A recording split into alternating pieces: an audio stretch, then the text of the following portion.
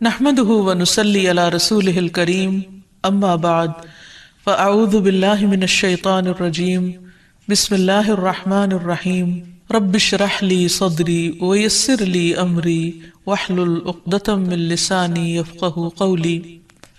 अस्सलामु अलैकुम व रहमतुल्लाहि व बरकातुहू।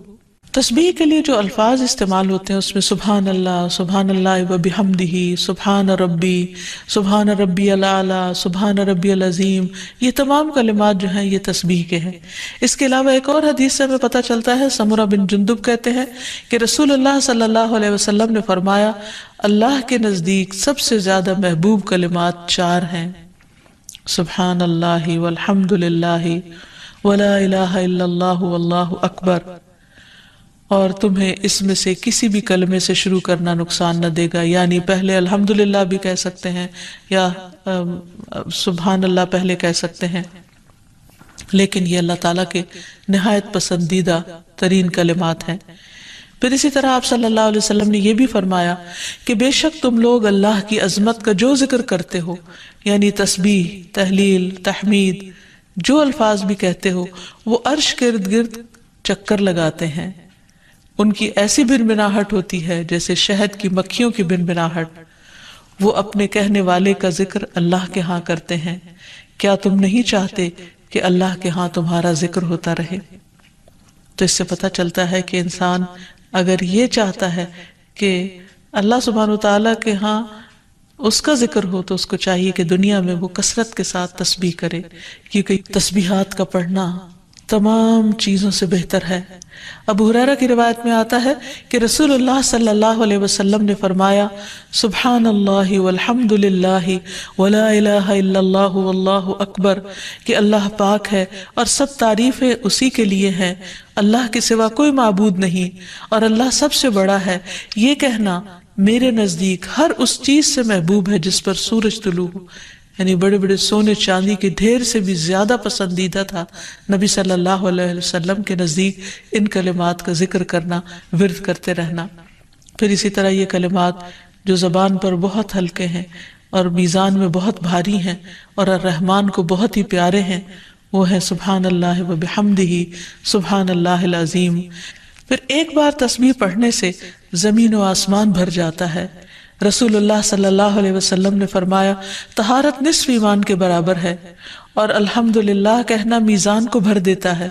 सुभान अल्लाह और अल्हम्दुलिल्लाह कहने से जमीन व आसमान के दरमियानी फिजा भर जाती, यानी कितना फासला है जमीन व आसमान के बीच का। लेकिन इंसान क्या, इसके लिए भी उसको कुछ मुश्किल है कि अल्लाह सुब्हानहू तआला की मोहब्बत के साथ पाकी बयान करे और तस्बीह करे, जिसका रिवॉर्ड इतना बड़ा है उसके लिए। आज दुनिया में इंसान को वो नजर नहीं आता, लेकिन कल क़यामत को इंसान एक एक नेकी का मोहताज होगा, तो वहां उसको इसकी कदर आएगी। इसलिए बेहतर है कि आज अपने लिए इंसान जखीरा और सरमाया इकट्ठा कर ले। फिर इसी तरह इंसान जब तस्बीह करता है तो उसके गुनाह भी मिटते हैं, यानी एक तरफ उसकी नेकियों में इजाफा होता है और दूसरी तरफ उसके गुनाहों को झाड़ने का जरिया बनता है। अनस रजी अल्लाह अन्हु कहते हैं कि रसूलुल्लाह सल्लल्लाहु अलैहि वसल्लम एक ऐसे दरख्त के पास से गुजरे जिसके पत्ते सूख चुके थे। आपने उस पर लाठी मारी तो उसके पत्ते झड़ने लगे। फिर आपने फरमाया, अल्हम्दुलिल्लाह व सुभान अल्लाह वला इलाहा इल्लल्लाहु वल्लाहु अकबर से इसी तरह गुनाह झड़ते हैं जिस तरह इस दरख्त के पत्ते झड़े हैं। फिर इसी तरह ये 100 ऊंटों से अफजल अमल है। नबी सल्लल्लाहु अलैहि वसल्लम ने फरमाया, जिसने सूरज तुलू होने और उसके गुरूब होने से कबल 100 बार सुभान अल्लाह कहा तो ये उसके लिए 100 ऊंटों से बेहतर है, यानी इतनी बड़ी कमाई और नेकियों का इतना बड़ा जखीरा है। फिर इसी तरह तस्बीह के कुछ और कलिमात हैं कि जिनसे आसमान के दरवाजे खुल जाते हैं। इब्ने उमर कहते हैं कि हम रसूलुल्लाह सल्लल्लाहु अलैहि वसल्लम के साथ नमाज पढ़ रहे थे कि जमात में से एक आदमी ने कहा, अल्लाहु अकबर कबीरा वल्हम्दुलिल्लाहि कसीरा व सुब्हान अल्लाहि बुकरतम व असीला। तो रसूलुल्लाह सल्लल्लाहु अलैहि वसल्लम ने फरमाया, इस तरह के कलिमात कहने वाला कौन है? जमात में से एक आदमी ने अर्ज किया, ऐ अल्लाह के रसूल, मैं हूँ।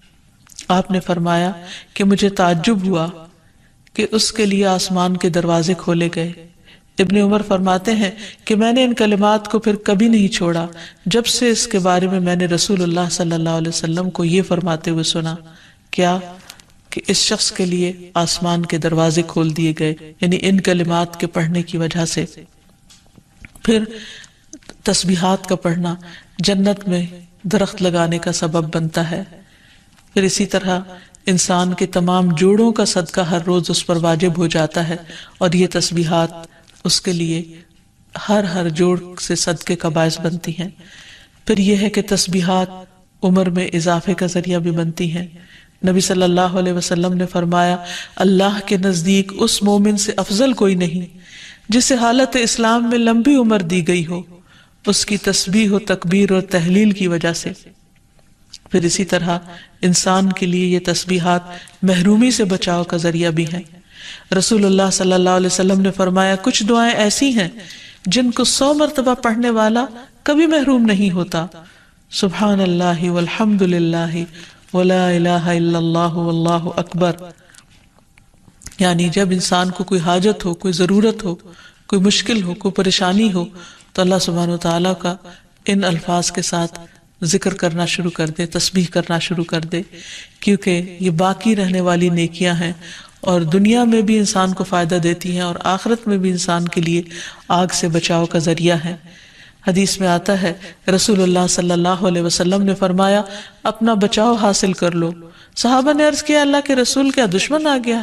آپ نے فرمایا، نہیں، لیکن جہنم سے تمہارا بچاؤ سبحان اللہ والحمد للہ ولا الہ الا اللہ واللہ اکبر سے ہے، اور یہی کلمات باقیات صالحات ہیں۔ پھر اسی طرح دل کی گھٹن اور سینے کی تنگی کا علاج بھی تسبیح میں ہے۔ پریشانی، ڈر اور خوف کو دور کرنے کا ذریعہ بھی تسبیحات ہیں۔ تو ہر موقع کی مناسبت سے انسان کو تسبیح کرتے رہنا چاہیے۔ پھر اسی طرح نبی صلی اللہ علیہ وسلم دن میں 100 بار استغفار کیا کرتے تھے، تو اس لیے ہم سب کو بھی کثرت سے استغفار کرنی چاہیے۔ استغفار بیماریوں کا علاج بھی ہے اور اللہ کے عذاب سے بچانے والا بھی، اللہ سبحانہ وتعالیٰ کی رحمت پانے کا ذریعہ ہے، اور پھر بارش کے نزول کا ذریعہ بھی ہے، زراعت میں برکت کا ذریعہ، کبیرہ اور صغیرہ گناہوں سے معافی کا ذریعہ، اچھا اعمال نامہ پانے کا ذریعہ، یعنی قیامت کے دن انسان کو جن کی بخشش ہوگی ان کو خوشخبری دی جائے گی اور ان کا نامہ اعمال جو ہے وہ بہترین نامہ اعمال ہوگا۔ پھر جنت میں درجات کی بلندی استغفار کی وجہ سے ہوگی۔ تو اس لیے ضروری ہے کہ ہم اٹھتے بیٹھتے اپنے گناہوں کی معافی مانگتے رہیں، اور استغفار کے لیے انسان اپنی زبان میں بھی اللہ تعالیٰ سے بخشش مانگ سکتا ہے، لیکن بہتر یہ ہے کہ اگر انسان قرآنی دعاؤں اور مسنون دعاؤں کا سہارا لے اور ان کو سیکھ بھی لے، کیونکہ یہ ہم سب کی ضرورت ہے۔ سورۃ نوح میں اللہ سبحانہ و تعالیٰ فرماتے ہیں، حضرت نوح علیہ السلام نے اپنی قوم کو استغفار کرنے کو کہا، اور کیا کہا؟ فَقُلْتُ اسْتَغْفِرُوا رَبَّكُمْ، میں نے اپنی قوم سے کہا کہ اپنے رب سے استغفار کرو، اپنے رب سے معافی مانگو۔ تو نتیجہ کیا ہوگا؟ انہو کان غفارا، بے شک وہ بہت زیادہ معاف کرنے والا ہے۔ یرسل السماء علیکم مدرارا، تم پر آسمان سے خوب بارشیں برسائے گا، آسمان کو تم پر برسنے والا بنا دے گا۔ ویمددکم باموال وبنین، تمہیں مال اور بیٹوں سے مدد دے گا۔ ویجعل لکم جنات، تمہارے لیے باغات بنائے گا۔ ویجعل لکم انہارا، اور تمہارے لیے نہریں جاری کر دے گا۔ آپ دیکھیں کہ ایک انسان کی خواہش کیا ہوتی کہ اس کو کیا کچھ ملے، یعنی رہنے کا مقام اور حالات جو ہیں وہ پرسکون ہو، پھر اس کے بعد یہ کہ مال ہو، بیٹے ہوں، باغ ہوں، اور زندگی کی اور آرائشیں اور نعمتیں ہوں۔ یہ ساری چیزیں کہاں سے ملتی ہیں، کیسے ملتی ہیں؟ استغفار سے ملتی ہیں۔ عام طور پر لوگ پریشان ہوتے ہیں، دکھی ہوتے ہیں۔ مثلا ایک شخص ایک بزرگ کی محفل میں آیا اور اس نے کہا کہ میرے حالات بہت تنگ ہیں، مجھے بہت پریشانی ہے، میرا رزق بہت تنگ ہے، تو آپ مجھے کوئی وظیفہ بتائیے۔ تو انہوں نے اس کو کہا کہ کثرت سے استغفار پڑھو۔ دوسرا آیا، اس نے کہا بچوں کی شادی نہیں ہوتی، تو آپ نے اس کو بھی کیا بتایا کہ کثرت سے استغفار کرو۔ تیسرا آیا تو کہنے لگا کہ بہت قحط سالی ہے، فصلیں اچھی نہیں ہوتی، تو آپ نے اس کو بھی استغفار کا بتایا. تو کسی نے ان سے پوچھا کہ بھائی 3 لوگ آپ سے 3 ڈفرنٹ مسئلے لے کر آئے ہیں، اپنی پریشانیاں لے کر آئے ہیں، آپ نے تینوں کو ایک ہی چیز بتائی ہے. تو اس پر انہوں نے یہی سورۃ نوح کی آیت پڑھ کر سنائی کہ دیکھو یہ قرآن میں اللہ کا وعدہ ہے اور اللہ کا وعدہ سچا ہے. اللہ تعالیٰ کی بات سے بڑھ کر سچی بات کس کی ہو سکتی ہے؟ ہمارے پڑھنے میں کمی کوتاہی ہو سکتی ہے، لیکن اللہ کی بات میں کوئی شک نہیں. ذالک الکتاب لا ریب فیہ، یہ وہ کتاب ہے جس میں کوئی شک نہیں. لیکن یہ ہے کہ بعض اوقات ہم خود پڑھنے میں کوتاہی کر دیتے ہیں. تو جن کا رشتہ نہ ہو رہا ہو وہ بھی، جن کا ہو چکا ہو اور شادی کے پرابلمز ہو وہ بھی، جن کا ہو چکا اور پھر بچے نہ ہو وہ بھی، ان سب کے لیے ایک ہی وظیفہ ہے، اور وہ کیا ہے؟ استغفار کا. پھر اسی طرح ایک اور جگہ پر ایک اور پیغمبر نے اپنے لوگوں سے کہا وَاسْتَغْفِرُوا رَبَّكُمْ ثُمَّ تُوبُوا إِلَيْهِ إِنَّ رَبِّي رَحِيمٌ وَدُودٌ، اپنے رب سے معافی مانگو اور اس کی طرف پلٹ آؤ، بے شک میرا رب رحیم ہے اور اپنی مخلوق سے بہت محبت رکھتا ہے. یعنی جب کسی بندے پر کوئی تکلیف آتی ہے تو ایسا نہیں کہ اللہ تعالیٰ اس پر خوش ہوتے ہیں اور جان بوجھ کے ستانا چاہتے ہیں بندوں کو.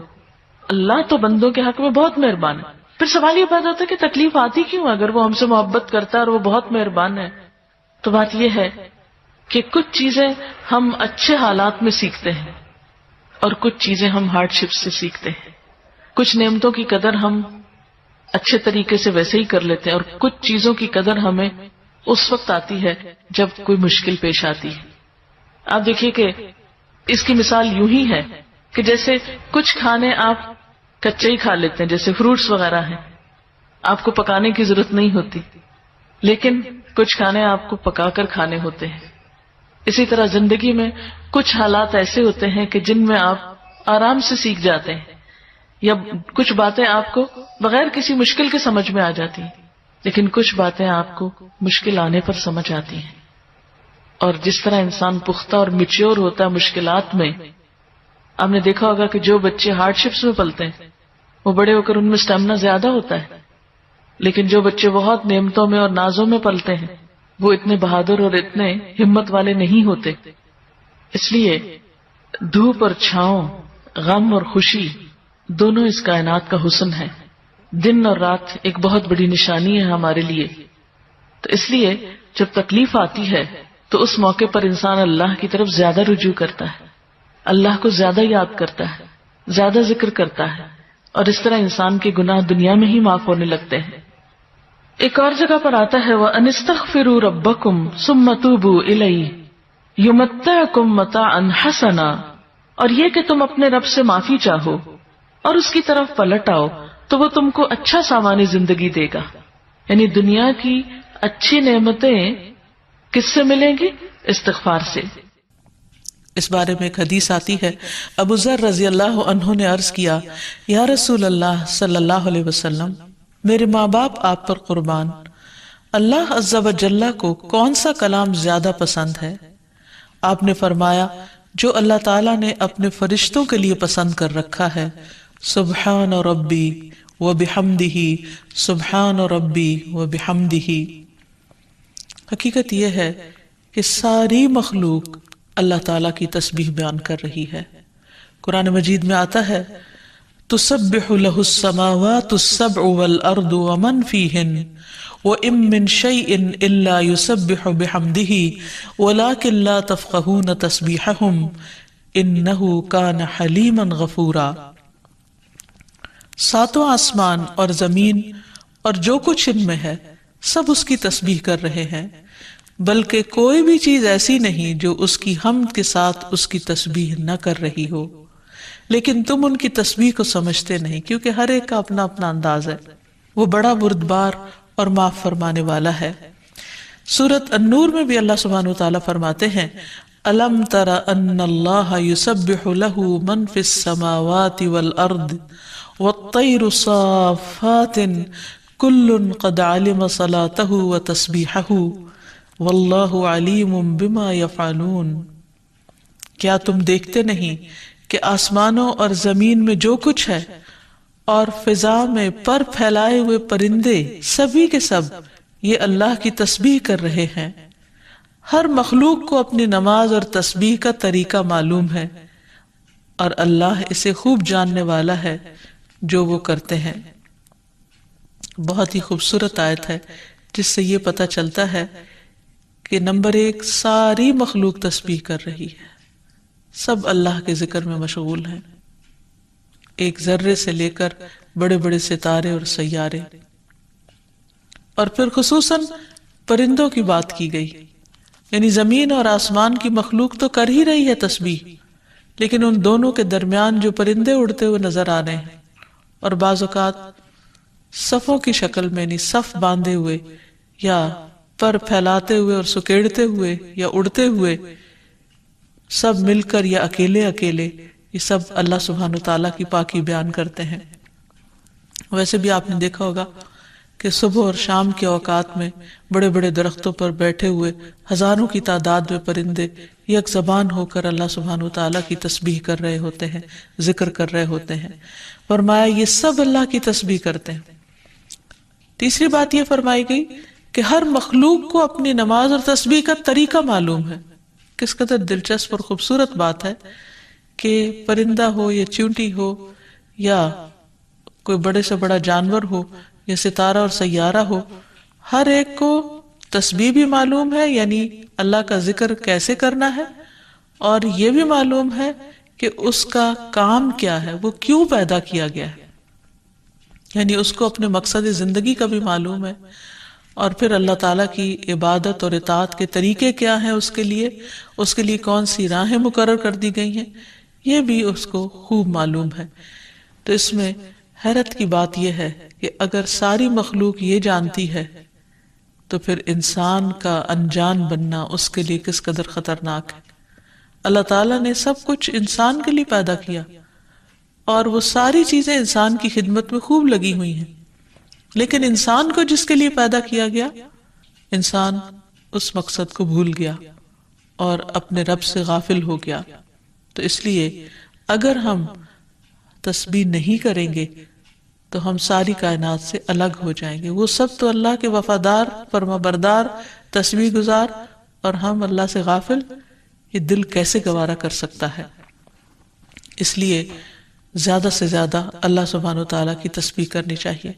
ایک حدیث سے یہ بھی پتہ چلتا ہے کہ چیونٹیاں بھی اللہ کی تسبیح کرتی ہیں۔ جب ایک موقع پر کسی نے چیونٹیوں کو جلا دیا تو اللہ سبحانہ وتعالیٰ نے ان سے یہی کہا کہ تم نے گروہوں میں سے ایک ایسے گروہ کو جلا دیا جو اللہ کی تسبیح بیان کرتا ہے، اور ویسے بھی آگ کا عذاب اللہ کے سوا کسی اور کو دینے کا حق نہیں۔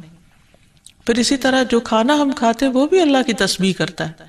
عبداللہ بن مسعود رضی اللہ عنہما بیان کرتے ہیں کہ ہم آپ صلی اللہ علیہ وسلم کے زمانے میں کھاتے وقت کھانے کی تسبیح سنتے تھے، یعنی نبی صلی اللہ علیہ وسلم سنوا سکتے تھے کہ کس طرح کھانا تسبیح کر رہا ہے۔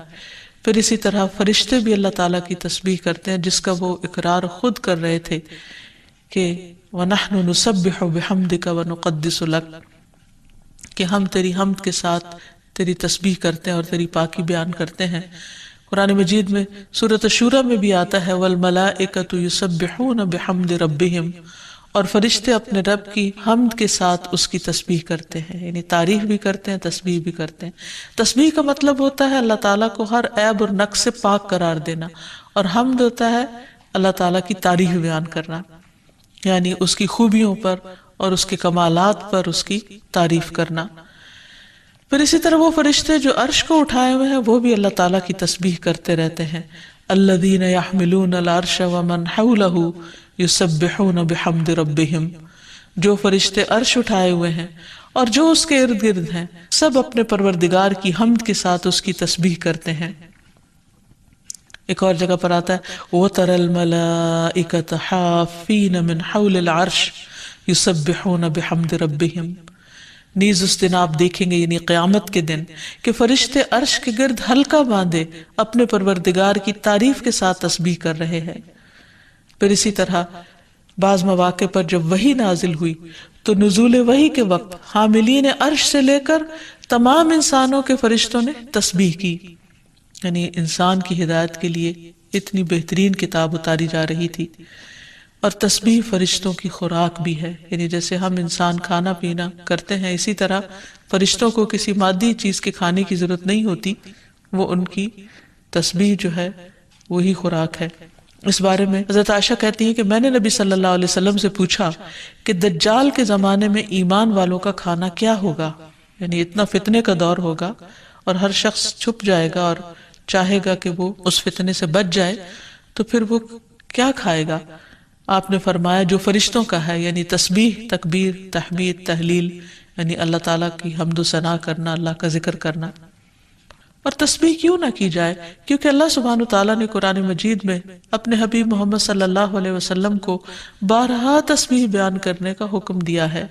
فرمایا فسبح باسم ربک العظیم، سو اپنے بہت عظمت والے رب کے نام کی تسبیح کیا کریں۔ پھر ہے سبح اسم ربک الاعلی، اپنے رب کے نام کی تسبیح کریں جو سب سے بلند ہے۔ پھر ہے فسبح بحمد ربک وکن من الساجدین، پس اپنے رب کی حمد کے ساتھ تسبیح کریں اور سجدہ کرنے والوں میں سے ہو جائیں۔ پھر نبی صلی اللہ علیہ وسلم کو ایک اور جگہ پر صبح و شام اللہ تعالیٰ کی تسبیح کرنے کا حکم دیا گیا۔ سورۃ طٰہٰ میں اللہ تعالیٰ فرماتے ہیں فاصبر على ما يقولون وسبح بحمد ربك قبل طلوع الشمس وقبل غروبها ومن آناء الليل فسبح وأطراف النهار لعلك ترضى۔ سو اس پر صبر کرو جو وہ کہتے ہیں، اور سورج طلوع ہونے سے پہلے اور اس کے غروب ہونے سے پہلے اپنے رب کی حمد کے ساتھ تسبیح کرو، اور رات کے کچھ اوقات میں بھی پس تسبیح کرو، اور دن کے کناروں میں بھی، تاکہ تم خوش ہو جاؤ۔ یعنی خوشی کا راز، اطمینان اور سکون کا راز اللہ تعالیٰ کی تسبیح کرنے میں ہے، جو ذکر کا ایک بہترین طریقہ ہے، اور یہ ایمان والوں کی علامت بھی ہے، کیونکہ قرآن مجید میں آتا ہے انما یؤمن بآیاتنا الذین اذا ذکروا بها خروا سجدا وسبحوا بحمد ربهم وهم لا يستكبرون، کہ ہماری آیات پر تو وہی لوگ ایمان رکھتے ہیں کہ جب انہیں ان کے ساتھ نصیحت کی جاتی ہے تو وہ سجدہ کرتے ہوئے گر پڑتے ہیں، یعنی جھک جاتے ہیں، اور اپنے رب کے حمد کے ساتھ اس کی تسبیح کرتے ہیں، اور وہ تکبر نہیں کرتے۔ یعنی یہ ہوتی ہے مومن کی شان کہ وہ اللہ کی تعریف میں کھویا ہوتا ہے، اللہ کی پاکیزگی بیان کرتا ہے، وہ اپنے رب کی قدر کو پہچانتا ہے اور اپنے کوتاہیوں کو اور اپنی غلطیوں کو، اسی لیے وہ اللہ تعالیٰ کی پاکی بیان کرتا ہے اور اپنے قصور کا اعتراف کرتا ہے، اور اس کی زبان اللہ کے ذکر سے تر رہتی ہے۔ پھر اسی طرح یہ ہے کہ تسبیح تمام مخلوق کے رزق کی کنجی بھی ہے۔ اللہ کے نبی نوح علیہ السلام کی وفات کا وقت جب قریب آیا تو انہوں نے اپنے بیٹے سے فرمایا کہ میں تمہیں ایک وصیت کر رہا ہوں، سبحان اللہ و بحمدہ کا ورد کرتے رہنا، یہ ہر چیز کی نماز ہے، اس کے ذریعے مخلوق کو رزق ملتا ہے، تو جو شخص یہ چاہتا ہو کہ اس کے رزق میں کشادگی ہو، اسے بھی کثرت کے ساتھ تسبیح کرنی چاہیے۔ جیسے اللہ تعالیٰ قرآن مجید میں حکم بھی دیتے ہیں یا ایھا الذین آمنوا اذکروا اللہ ذکرا کثیرا وسبحوہ بکرۃ واصیلا، اے ایمان والو اللہ کو بکثرت یاد کیا کرو اور صبح و شام اس کی تسبیح بیان کیا کرو۔ یعنی انسان کو خاص طور پر صبح اور شام کے اوقات میں تسبیح کرنی چاہیے، جس کی تفصیل احادیث میں ہمیں ملتی ہے۔ رسول اللہ صلی اللہ علیہ وسلم خود بھی کثرت کے ساتھ سبحان اللہ و بحمدہ استغفر اللہ و اتوب الیہ پڑھا کرتے تھے کہ پاک ہے اللہ اور اس کی تعریف کے ساتھ، اور میں اللہ تعالیٰ سے بخشش طلب کرتا ہوں اور میں اس کی طرف توبہ کرتا ہوں۔ پھر اسی طرح تسبیح اہل جنت کی پکار بھی ہوگی، دعواہم فیہا سبحانک اللہم، کہ ان کی پکار وہاں ہوگی کہ اے اللہ تو پاک ہے ہر عیب سے، ہر کمی کوتاہی سے، ہر نقص سے، یعنی تو بے عیب ہے، منزہ ہے۔ اور یہ اللہ سبحانہ وتعالیٰ کو نہایت پسند ہے کہ اس کی کوئی مخلوق اس کی پاکی بیان کرے، کیونکہ وہ اس کا مستحق ہے، وہ ہے ہی پاک۔ پھر یہ ہے کہ اہل جنت بھی صبح و شام اللہ تعالیٰ کی تسبیح بیان کریں گے، اس لیے ضروری ہے کہ انسان یہ سلسلہ دنیا سے ہی شروع کر دے۔ اہل جنت کی تسبیح جو ہے وہ ان کے سانسوں میں جاری کر دی جائے گی، اور پھر جو لوگ اللہ تعالیٰ کی تسبیح نہیں کرتے وہ دراصل بد نصیب ہیں، کیونکہ وہ اتنی بڑی خیر سے محروم ہو رہے ہیں جو دنیا میں ان کے لیے سکون کا باعث ہے اور آخرت میں ان کے لیے رب کے قرب کا ذریعہ ہوگی۔ تسبیح کے لیے جو الفاظ استعمال ہوتے ہیں اس میں سبحان اللہ و بحمدہ، سبحان ربی الاعلی، سبحان ربی العظیم، یہ تمام کلمات جو ہیں یہ تسبیح کے ہیں۔ اس کے علاوہ ایک اور حدیث سے ہمیں پتہ چلتا ہے، سمرہ بن جندب کہتے ہیں کہ رسول اللہ صلی اللہ علیہ وسلم نے فرمایا، اللہ کے نزدیک سب سے زیادہ محبوب کلمات 4 ہیں، سبحان اللہ والحمد للہ ولا الہ الا اللہ واللہ اکبر، اور تمہیں اس میں سے کسی بھی کلمے سے شروع کرنا نقصان نہ دے گا، یعنی پہلے الحمدللہ بھی کہہ سکتے ہیں یا سبحان اللہ پہلے کہہ سکتے ہیں، لیکن یہ اللہ تعالیٰ کے نہایت پسندیدہ ترین کلمات ہیں۔ پھر اسی طرح آپ صلی اللہ علیہ وسلم نے یہ بھی فرمایا کہ بے شک تم لوگ اللہ کی عظمت کا جو ذکر کرتے ہو، یعنی تسبیح، تحلیل، تحمید، جو الفاظ بھی کہتے ہو، وہ عرش کے ارد گرد چکر لگاتے ہیں، ان کی ایسی بنبناہٹ ہوتی ہے جیسے شہد کی مکھیوں کی بنبناہٹ، وہ اپنے کہنے والے کا ذکر اللہ کے ہاں کرتے ہیں، کیا تم نہیں چاہتے کہ اللہ کے ہاں تمہارا ذکر ہوتا رہے؟ تو اس سے پتہ چلتا ہے کہ انسان اگر یہ چاہتا ہے کہ اللہ سبحانہ وتعالیٰ کے ہاں اس کا ذکر ہو تو اس کو چاہیے کہ دنیا میں وہ کثرت کے ساتھ تسبیح کرے، کیونکہ تسبیحات کا پڑھنا تمام چیزوں سے بہتر ہے۔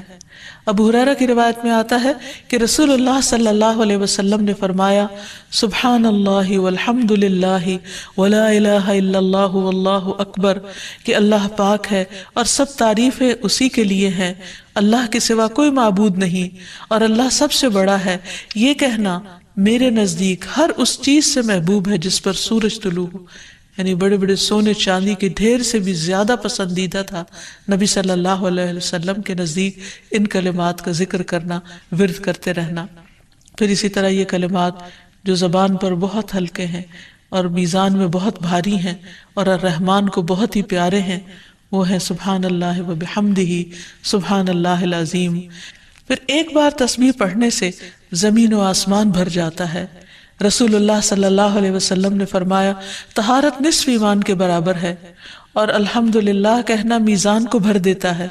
سبحان اللہ اور الحمدللہ کہنے سے زمین و آسمان کے درمیانی فضا بھر جاتی، یعنی کتنا فاصلہ ہے زمین و آسمان کے بیچ کا، لیکن انسان کیا اس کے لیے بھی اس کو کچھ مشکل ہے کہ اللہ سبحانہ وتعالیٰ کی محبت کے ساتھ پاکی بیان کرے اور تسبیح کرے، جس کا ریوارڈ اتنا بڑا ہے اس کے لیے۔ آج دنیا میں انسان کو وہ نظر نہیں آتا، لیکن کل قیامت کو انسان ایک ایک نیکی کا محتاج ہوگا تو وہاں اس کو اس کی قدر آئے گی۔ اس لیے بہتر ہے کہ آج اپنے لیے انسان ذخیرہ اور سرمایہ اکٹھا کر لے۔ پھر اسی طرح انسان جب تسبیح کرتا ہے تو اس کے گناہ بھی مٹتے ہیں، یعنی ایک طرف اس کی نیکیوں میں اضافہ ہوتا ہے اور دوسری طرف اس کے گناہوں کو جھاڑنے کا ذریعہ بنتا ہے۔ انس رضی اللہ عنہ کہتے ہیں کہ رسول اللہ صلی اللہ علیہ وسلم ایک ایسے درخت کے پاس سے گزرے جس کے پتے سوکھ چکے تھے، آپ نے اس پر لاٹھی ماری تو اس کے پتے جھڑنے لگے، پھر آپ نے فرمایا، الحمدللہ و سبحان اللہ ولا الہ الا اللہ واللہ اکبر سے اسی طرح گناہ جھڑتے ہیں جس طرح اس درخت کے پتے جھڑے ہیں۔ پھر اسی طرح یہ 100 اونٹوں سے افضل عمل ہے۔ نبی صلی اللہ علیہ وسلم نے فرمایا، جس نے سورج طلوع ہونے اور اس کے غروب ہونے سے قبل 100 بار سبحان اللہ کہا تو یہ اس کے لیے 100 اونٹوں سے بہتر ہے، یعنی اتنی بڑی کمائی اور نیکیوں کا اتنا بڑا ذخیرہ ہے۔ پھر اسی طرح تسبیح کے کچھ اور کلمات ہیں کہ جن سے آسمان کے دروازے کھل جاتے ہیں۔ ابن عمر کہتے ہیں کہ ہم رسول اللہ صلی اللہ علیہ وسلم کے ساتھ نماز پڑھ رہے تھے کہ جماعت میں سے ایک آدمی نے کہا، اللہ اکبر کبیرہ والحمد للہ کثیرا وسبحان اللہ بکرتم واصیلا، تو رسول اللہ صلی اللہ علیہ وسلم نے فرمایا، اس طرح کے کلمات کہنے والا کون ہے؟ جماعت میں سے ایک آدمی نے عرض کیا، اے اللہ کے رسول میں ہوں۔ آپ نے فرمایا کہ مجھے تعجب ہوا کہ اس کے لیے آسمان کے دروازے کھولے گئے، ابن عمر فرماتے ہیں کہ میں نے ان کلمات کو پھر کبھی نہیں چھوڑا جب سے اس کے بارے میں نے رسول اللہ صلی اللہ علیہ وسلم کو یہ فرماتے ہوئے سنا، کیا کہ اس شخص کے لیے آسمان کے دروازے کھول دیے گئے، یعنی ان کلمات کے پڑھنے کی وجہ سے۔ پھر تسبیحات کا پڑھنا جنت میں درخت لگانے کا سبب بنتا ہے۔ پھر اسی طرح انسان کے تمام جوڑوں کا صدقہ ہر روز اس پر واجب ہو جاتا ہے، اور یہ تسبیحات اس کے لیے ہر جوڑ سے صدقے کا باعث بنتی ہیں۔ پھر یہ ہے کہ تسبیحات عمر میں اضافے کا ذریعہ بھی بنتی ہیں۔ نبی صلی اللہ علیہ وسلم نے فرمایا، اللہ کے نزدیک اس مومن سے افضل کوئی نہیں جسے حالت اسلام میں لمبی عمر دی گئی ہو، اس کی تسبیح و تکبیر اور تحلیل کی وجہ سے۔ پھر اسی طرح انسان کے لیے یہ تسبیحات محرومی سے بچاؤ کا ذریعہ بھی ہیں۔ رسول اللہ صلی اللہ علیہ وسلم نے فرمایا، کچھ دعائیں ایسی ہیں جن کو 100 مرتبہ پڑھنے والا کبھی محروم نہیں ہوتا۔ سبحان اللہ والحمد للہ ولا الہ الا اللہ واللہ اکبر، یعنی جب انسان کو کوئی حاجت ہو، کوئی ضرورت ہو، کوئی مشکل ہو، کوئی پریشانی ہو، تو اللہ سبحانہ وتعالیٰ کا ادا کیے گئے اسی دن ان کی روح قبض کی گئی، اسی دن سور پھونکا جائے گا، اور اس دن سب لوگ بے ہوش ہوں گے، اس لیے اس دن مجھ پر کثرت سے درود بھیجا کرو، کیونکہ تمہارا درود مجھ پر پیش کیا جاتا ہے۔ کہتے ہیں لوگوں نے پوچھا، یا رسول اللہ، ہمارا درود آپ پر کس طرح پیش کیا جائے گا جبکہ آپ کا جسم بوسیدہ ہو چکا ہوگا؟ تو آپ نے فرمایا، بے شک اللہ عز و جل نے انبیاء کے جسموں کو زمین پر حرام کر دیا ہے، یعنی فرشتوں کے ذریعے آپ تک درود پہنچایا جاتا ہے۔ انبیاء کے جسموں کو مٹی نہیں کھاتی، صحیح سلامت ہوتے ہیں ان کے جسم۔ سورۃ الکہف پڑھنا، نبی صلی اللہ علیہ وسلم نے فرمایا، جو شخص جمعہ کے دن سورۃ الکہف پڑھتا ہے تو اس کے لیے دوسرے جمعے تک نور روشن رہتا ہے۔ غسل کرنا، ہر بالغ پر جمعہ کے لیے جانا ضروری ہے، اور ہر وہ شخص جس پر جمعہ کے لیے جانا ضروری ہے اس پر غسل ہے، یعنی اس کو لازمی غسل کرنا چاہیے، اللہ ہی کہ کوئی مجبوری ہو۔ تو آپ اپنا اسکیڈول اس طرح بنائیں نا کہ جیسے اگر آپ ہر روز نہاتے ہیں پھر تو کوئی مسئلہ نہیں، لیکن اگر آپ ایک دن چھوڑ کے ایک دن نہاتے ہیں تو آپ پھر اس طرح اسکیڈول کریں کہ جیسے آپ منڈے کو نہائے، پھر وینسڈے کو نہائے، پھر جمعے کو نہائے، پھر آپ سیٹرڈے سنڈے اگر نہیں بھی نہاتے پھر منڈے، تو اس طرح آپ جمعے کو مس نہیں کریں گے۔ یہ نہیں کہ جمعرات کو نہا کے جمعہ کو چھوڑ دیا، یا جمعہ چھوڑ کے ہفتے کو نہائے، ایسا نہیں کرنا چاہیے۔ علماء نے غسل کے حکم کے بارے میں اختلاف کیا، بعض تو کہتے ہیں یہ واجب ہے، یعنی فرض کے درجے میں ہے، اور جمہور علماء یہ کہتے ہیں کہ مستحب ہے، پسندیدہ ہے، افضل عمل ہے۔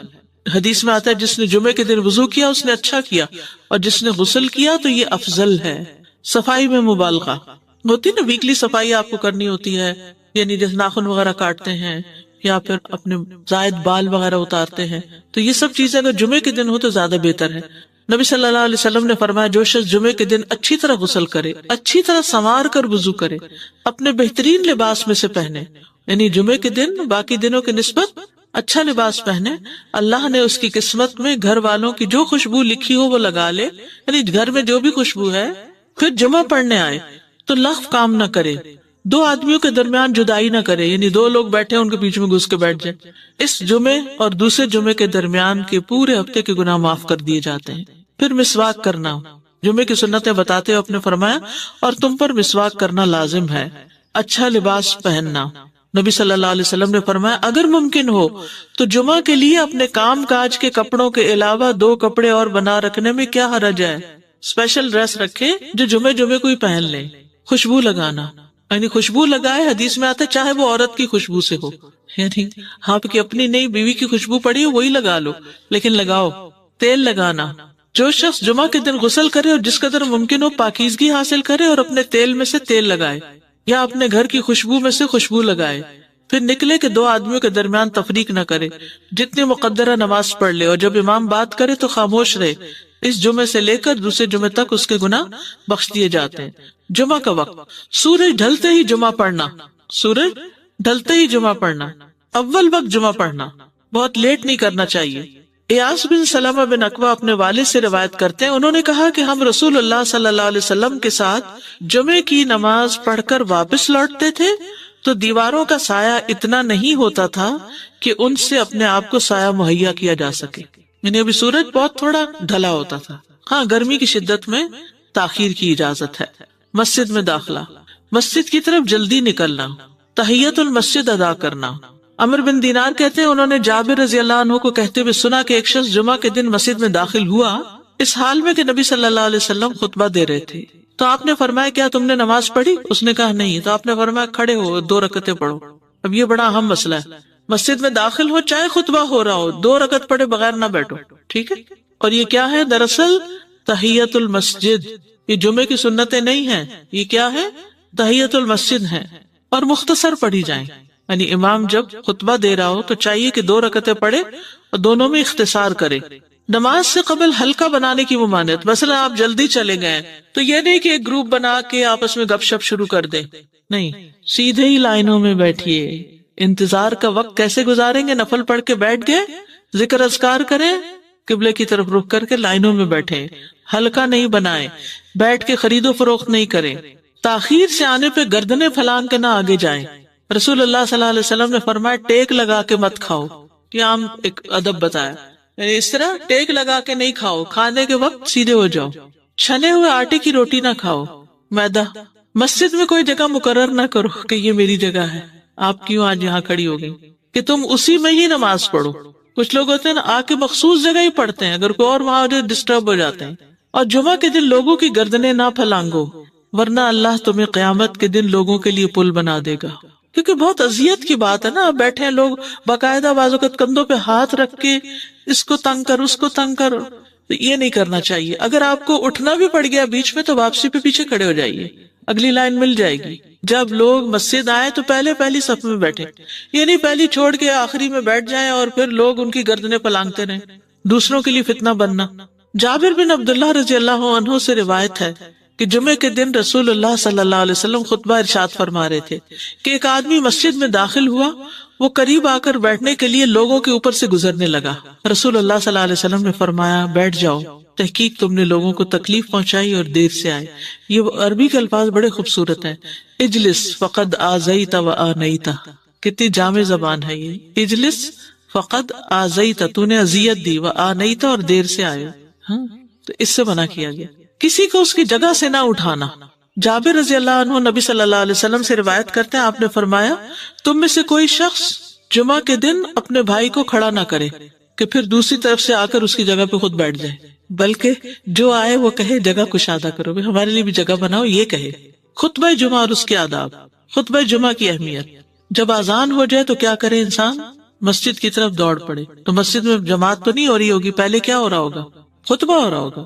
امام کے خطبے سے پہلے سلام کرنا، نبی صلی اللہ علیہ وسلم جب ممبر پر چڑھتے تو حاضرین کو السلام علیکم کہتے۔ امام کا کھڑے ہو کر خطبہ دینا، رسول اللہ صلی اللہ علیہ وسلم کھڑے ہو کر خطبہ دیتے، پھر بیٹھ جاتے، پھر کھڑے ہوتے اور کھڑے ہو کر خطبہ دیتے، یعنی بیچ میں تھوڑا سا بیٹھ بھی جاتے تھے۔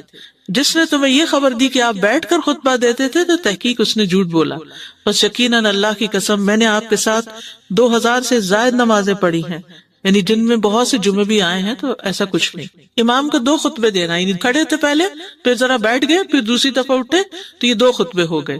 مختصر خطبہ دینا، آپ کے خطبات چند کلمات ہوا کرتے تھے، بہت لمبی تقریریں نہیں، آپ کا خطبہ درمیانہ ہوتا تھا۔ نبی صلی اللہ علیہ وسلم نے فرمایا آدمی کا نماز کو لمبا کرنا اور خطبے کو مختصر کرنا اس کی سمجھداری کی علامت ہے۔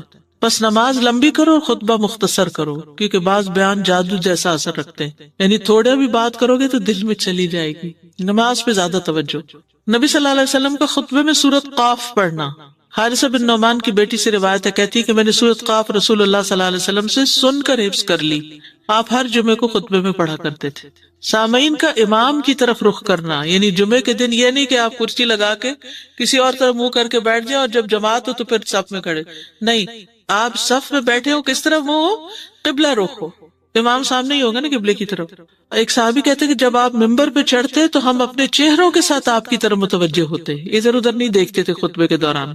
امام کے قریب بیٹھنا، اللہ کے نبی صلی اللہ علیہ وسلم نے فرمایا ذکر میں حاضر ہوا کرو، یعنی خطبہ میں، اور امام کے قریب بیٹھا کرو، بے شک آدمی دور ہوتا رہتا ہے حتیٰ کہ وہ جنت میں بھی پیچھے ہی ہوگا اگرچہ وہ اس میں داخل بھی ہو جائے۔ تاخیر کی اتنی مذمت ہے۔ خاموشی سے خطبہ سننا، یعنی بات نہیں کرنی چاہیے، کوئی اہم بات بھی نہیں پوچھنی چاہیے، ابن مسعود سے روایت ہے کہ انہوں نے ابی ابن کعب سے قرآن کی کسی آیت کے بارے میں سوال کیا جبکہ اللہ کے نبی خطبہ دے رہے تھے، تو انہوں نے اعراض کیا اور کوئی جواب نہ دیا۔ پھر جب آپ نے نماز پڑھائی تو ابی کہنے لگے تمہارا جمعہ ہی نہیں ہوا۔ تو ابن مسعود نے رسول اللہ صلی اللہ علیہ وسلم سے پوچھا تو آپ نے فرمایا ابی نے سچ کہا، کوئی بات کرنے کی اجازت نہیں، یہ کہنے کی بھی کہ چپ ہو جاؤ یہ بھی اجازت نہیں۔ عبداللہ بن مسعود کہتے کہ جب امام جمعہ کے لیے آ گیا پھر تمہارا اپنے ساتھی سے یہ کہنا کہ خاموش رہو لغویت کے لیے کافی ہے، یہ بھی لغو بات ہے۔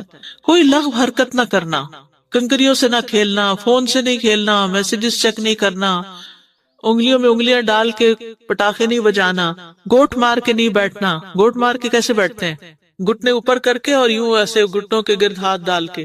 کئی دفعہ ایسے نظر آتا ہے کہ خطبے میں لوگ اس طرح بیٹھے ہوتے ہیں کیونکہ پتہ نہیں ہے، یعنی آپ چوکڑی مار سکتے ہیں۔ آپ سب سے افضل پوزیشن تو یہ ہے کہ جیسے نماز کے اتحیات میں ہم بیٹھتے ہیں، لیکن کچھ لوگ اس طرح بیٹھ نہیں سکتے، چلے کرسی میں بیٹھ جائیں۔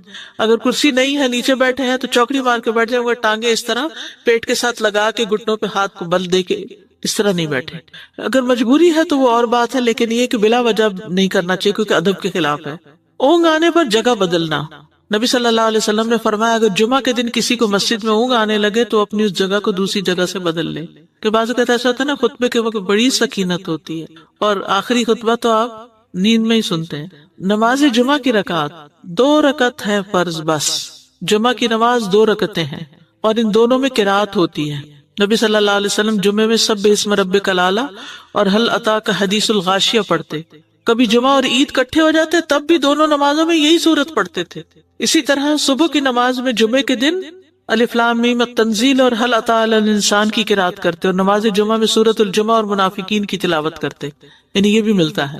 فرض کے بعد 2 رکعت پڑھنا، عبداللہ بن عمر سے روایت ہے انہوں نے رسول اللہ صلی اللہ علیہ وسلم کی نفل نماز کو بیان کیا اور کہا کہ آپ جمعے کے بعد کوئی نفل نماز نہیں پڑھتے تھے حتیٰ کہ واپس تشریف لے جاتے، پھر اپنے گھر میں 2 رکعت پڑھتے تھے۔ اب جو لوگ گھر نہیں جاتے تو پھر وہیں پر وہ پڑھ لیتے ہیں، ورنہ آپ صلی اللہ علیہ وسلم اپنی سنتیں وغیرہ گھر میں پڑھتے تھے۔ اور اسی طرح 4 بھی پڑھی جا سکتی، 2 بھی ہیں 4 بھی ہیں۔ آپ صلی اللہ علیہ وسلم نے فرمایا جب تم میں سے کوئی جمعہ پڑھ چکے تو اس کے بعد 4 رکعتیں پڑھے، یہ آپ کا حکم ہے۔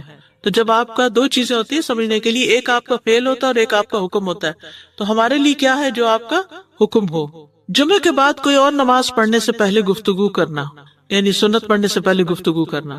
اسما بن مالک سے مرفوعاً روایت ہے کہ جب تم میں سے کوئی آدمی جمعہ کی نماز پڑھے تو اس کے بعد اس وقت تک کوئی نماز ادا نہ کرے جب تک کسی سے کلام نہ کرے یا اس جگہ سے نکل نہ جائے۔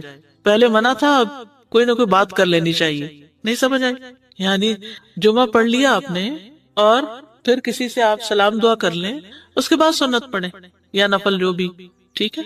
اور گھر جانا تو گھر جا کے پڑھیں، اور اگر گھر نہیں جانا کام پہ جانا ہے تو ادھر ہی پڑھ کے چلے جائیں۔ کتنا پیارا ہے ہمارا دین کہ اتنا لمبا بھی چپ کا روزہ نہیں رکھوایا۔ بالکل۔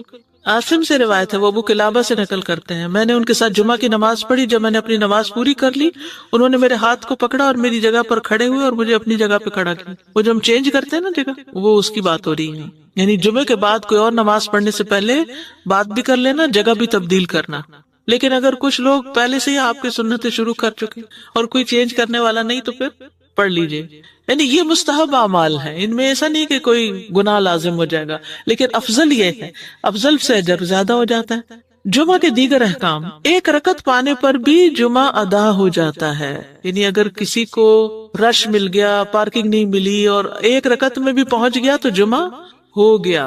امام سے دعا کا کہنا، انس کہتے ہیں کہ 1 سال نبی صلی اللہ علیہ وسلم کے عہد میں لوگ قحط میں مبتلا ہوئے۔ جمعہ کے دن میں نبی صلی اللہ علیہ وسلم کے خطبہ پڑھنے کے دوران میں ایک اعرابی کھڑا ہو گیا، کہا یا رسول اللہ مال تباہ ہو گئے، بچے بھوکے مرنے لگے، اس لیے آپ اللہ سے ہمارے حق میں دعا کیجیے۔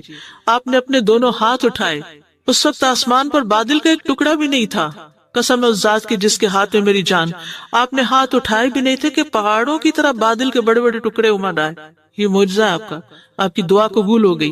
پھر آپ ممبر سے ابھی اترے نہیں تھے کہ میں نے آپ کی داڑھی پر بارش کے قطروں کو ٹپکتے ہوئے دیکھا۔ اس دن خوب بارش ہوئی، پھر دوسرے دن، تیسرے، چوتھے، حتیٰ کہ دوسرے جمعے تک سلسلہ جاری رہا۔ دوسرے جمعے وہی اعرابی یا کوئی اور کھڑا ہو گیا اور کہا یا رسول اللہ، چھتیں گر گئی، مال ڈوب گیا، اس لیے آپ ہمارے لیے اللہ سے دعا کیجئے۔ چنانچہ آپ نے اپنے دونوں ہاتھ اٹھائے اور فرمایا اے میرے اللہ، ہمارے ارد گرد برسا، ہم پر نہ برسا، اور بدلی کے جس طرف اشارہ کرتے وہ بدلی ہٹتی جاتی، اور مدینہ ایک حوض کی طرح ہو گیا۔ وادی کنات 1 مہینے تک بہتا رہا۔ جو شخص بھی کسی علاقے سے آتا تو اس پر بارش کا حال بیان کرتا، جیسے ہوتا ہے نا کوئی فلڈ آ جائے یا کچھ ہریکین، تو پھر ہر کوئی موضوع گفتگو ہو جاتا ہے۔ جمعہ کے بعد قیلولہ کرنا۔ انس کہتے ہیں کہ ہم لوگ جمعہ کے دن سویرے نکلتے اور جمعہ کی نماز کے بعد قیلولہ کرتے تھے۔ جمعہ کے بعد کھانا کھانا۔ سہل کہتے ہیں کہ ہم نہ تو قیلولہ کرتے نہ دوپہر کا کھانا کھاتے، مگر جمعے کے بعد۔ لنچ کب ہے؟ جمعے کے بعد۔ جمعے کو قیام و سیام کے لیے خاص کرنے کی ممانعت ہے، یعنی اس دن کی رات کو شب جمعہ منانا کہ اس رات پوری عبادت کریں گے، یہ سنت سے ثابت نہیں، ٹھیک ہے۔ اور دن کو روزے کے لیے خاص کرنا، یہ بھی سنت سے ثابت نہیں، اللہ ہی کہ کوئی معمول کا روزہ رکھتا ہے، ایام 20 کا روزہ ہے تو وہ اور بات ہے۔ ابو ہریرہ سے روایت ہے کہ میں نے رسول اللہ صلی اللہ علیہ وسلم کو فرماتے ہوئے سنا، تم میں سے کوئی شخص جمعہ کے دن روزہ نہ رکھے مگر یہ کہ اس کے ایک دن پہلے یا اس کے بعد کا دن ملا کر روزہ رکھے۔ جمعہ کے دن خرید و فروخت کی ممانعت ہے۔ جمعہ کے دن جب نماز کے لیے پکارا جائے تو اس وقت اللہ نے خرید و فروخت سے منع کیا ہے۔ وَذَرُوا الْبَيْعَ، اس دن کاروبار حرام ہے، اور یہ جمعے کی دوسری اذان کے ساتھ تعلق رکھتا ہے، یعنی صبح کام کر سکتے ہیں لیکن اذان ہوتی چھوڑ دیں، اور جب پھر جمعہ سے فارغ ہو جائے تو دوبارہ دکان پہ جا کے بیٹھ جائیں۔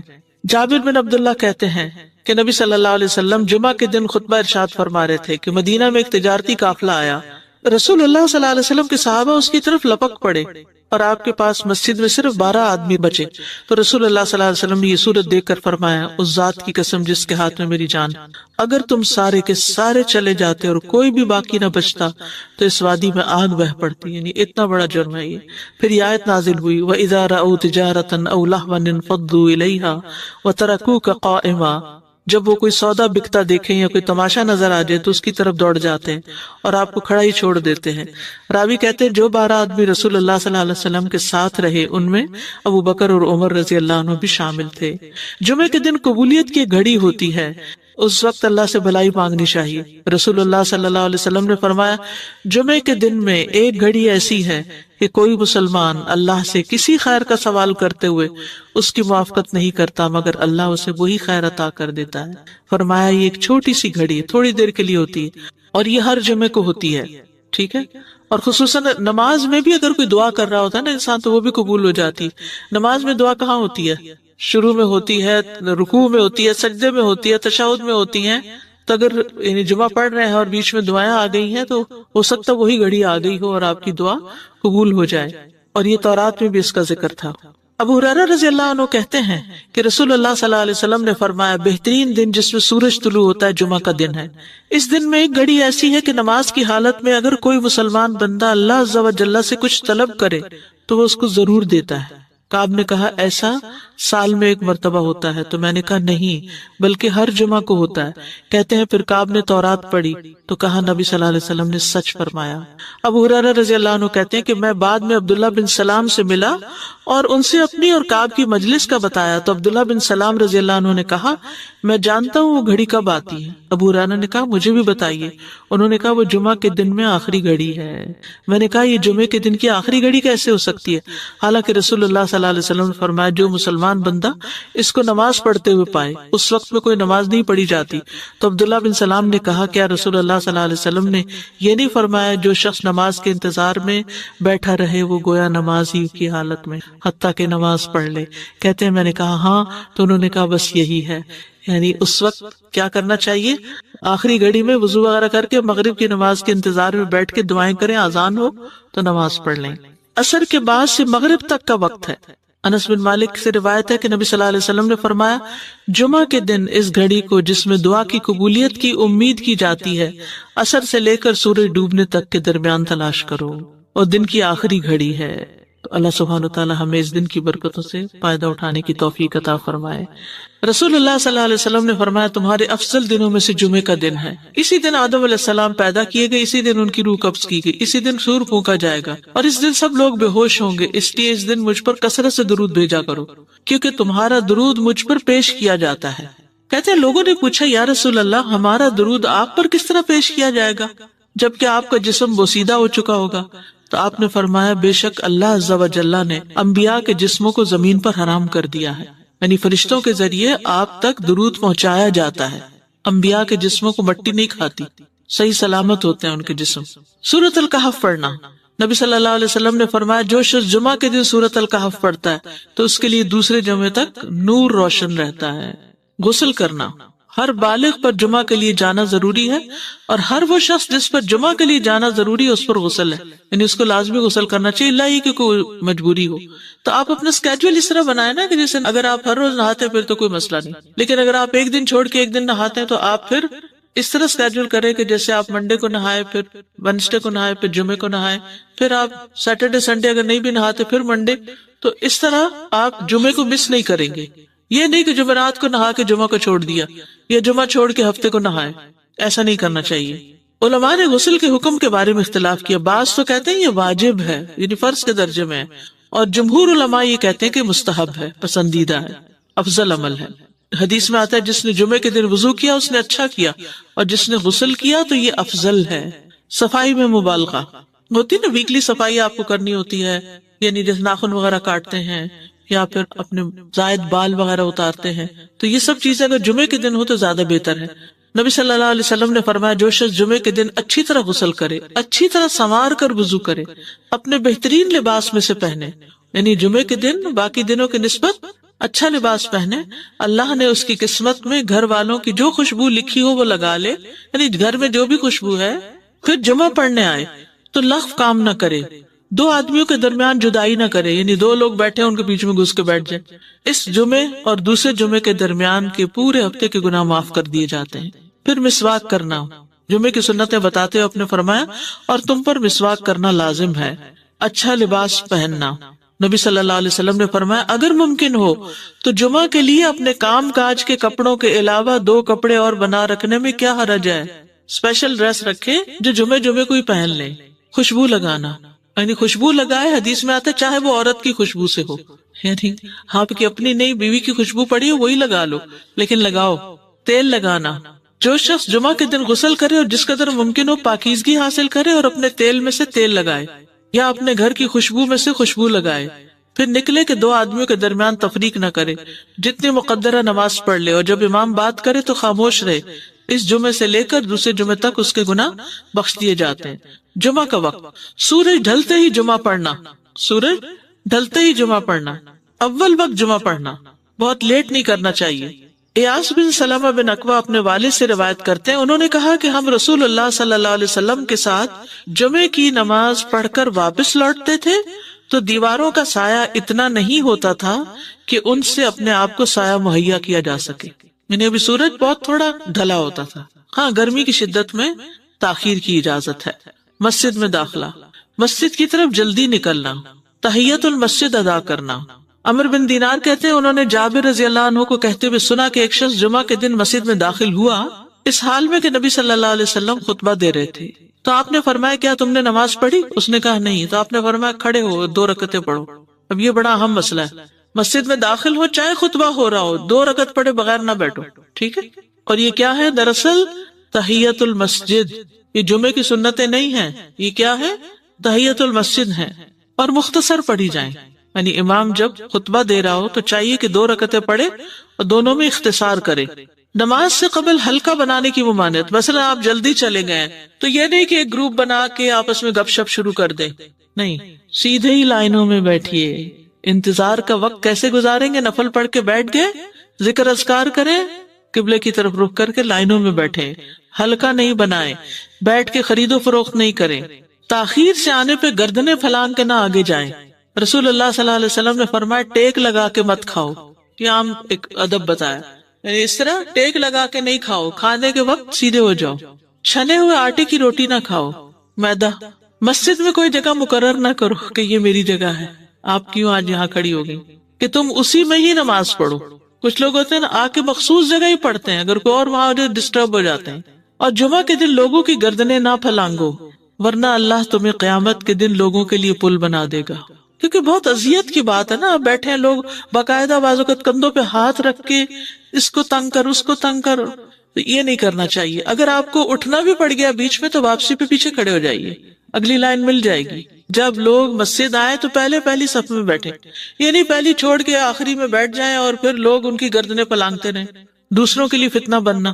جابر بن عبداللہ رضی اللہ عنہ سے روایت ہے کہ جمعے کے دن رسول اللہ صلی اللہ علیہ وسلم خطبہ ارشاد فرما رہے تھے کہ ایک آدمی مسجد میں داخل ہوا، وہ قریب آ کر بیٹھنے کے لیے لوگوں کے اوپر سے گزرنے لگا. رسول اللہ صلی اللہ علیہ وسلم نے فرمایا بیٹھ جاؤ، تحقیق تم نے لوگوں کو تکلیف پہنچائی اور دیر سے آئے. یہ عربی کے الفاظ بڑے خوبصورت ہیں.